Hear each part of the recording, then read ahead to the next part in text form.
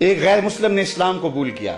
اس سے پوچھا گیا اسلام کی کس قدر نے تجھے متاثر کیا؟ اس نے کہا صرف ایک واقعہ میری ہدایت کا سبب بن گیا. اس نے کہا کہ کیا واقعہ؟ کہا ایک دن مجلس حضور کی لگی تھی، لوگوں کا ہجوم تھا. ایک شخص اٹھ کے کھڑا ہوا، حضور میرا بیٹا کئی دنوں سے گم ہے، مل نہیں رہا، آپ دعا کر دیں مل جائے.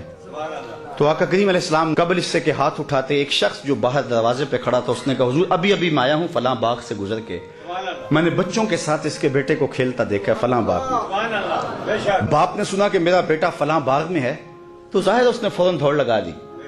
تو آقا کریم علیہ السلام نے فرمایا اسے بلایا گیا. کہا بہت جلدی ہے؟ جی حضور آپ جانتے ہیں کئی دنوں سے بچھڑا ہوں، اس کی ماں الگ تڑپ رہی ہے، میں الگ بے چین ہوں، کئی دن سے کھایا کچھ نہیں، جب خبر ملی ہے تو بہت جلد بچے سے ملنا چاہتا ہوں. فرمایا ضرور جاؤ، میں روکتا نہیں، روکنے کے لیے بلایا بھی نہیں، لیکن تمہیں بلانے کا بھی ایک مقصد تھا. جی حضور ارشاد فرمائیے. فرمایا جب باغ کنارے جاؤ بچوں کے ساتھ اس بچے کو کھیلتا دیکھو، تمہارے بیٹے کو جب تم کھیلتا پالو تو اسے بیٹا بیٹا کہہ کے آوازیں نہ دینے لگ جانا، جو نام رکھا ہے اس نام سے پکارنا.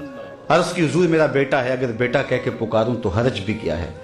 فرمایا تم کئی دنوں سے بچھڑے ہو، تمہارے لہجے میں بلا کا رس ہوگا اور تم نہیں جانتے، ہو سکتا ہے کھیلنے والوں میں کوئی یتیم بھی کھیل رہا ہو، اور جب تم اپنے بیٹے کو بیٹا کہہ کے پکارو گے اس کا کلیجہ تڑپ جائے گا، کاش آج میرا باپ ہوتا تو مجھے بھی بیٹا کہہ کے پکارا. تو کہا یہ شوق گھر جا کے پورا کر لینا، یہ شوق گھر جا کے پورا کر لینا، اس کے سامنے اپنے بیٹے کو بھی بیٹا کہہ کے نہیں پکارنا. یہ اسلام کا دیا ہوا دین ہے. غریب کے سامنے اپنی دولت کی نمائش نہیں کرنی، بیوہ کے سامنے اپنی بیوی سے پیار نہیں کرنا، بلکہ میرے حضور نے یہاں تک ارشاد فرمایا اپنے گوشت کی خوشبو سے غریب ہمسائے کو تکلیف نہیں دینی. یا تو تھوڑا سا پانی زیادہ ڈال لو اور شوربے کی ایک پیالی ہمسایوں کے گھر بھی بھیج دو. اگر ایسا نہیں کر سکتے تو پھر ایسے زاویے میں وہ کھانا پکاؤ کہ غریب کے بچوں تک اس کی خوشبو نہ پہنچے. بچے ہیں ضد کر بیٹھے اور انہوں نے اپنے غریب باپ سے تقاضا کر لیا تو بوڑھا باپ کیسے آرزو ان کی پوری کرے گا؟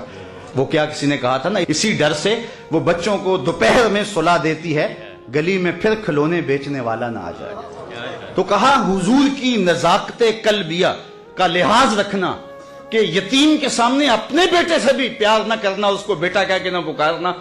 کہا یہ چیز میرے اسلام لانے کا سبب ہوا.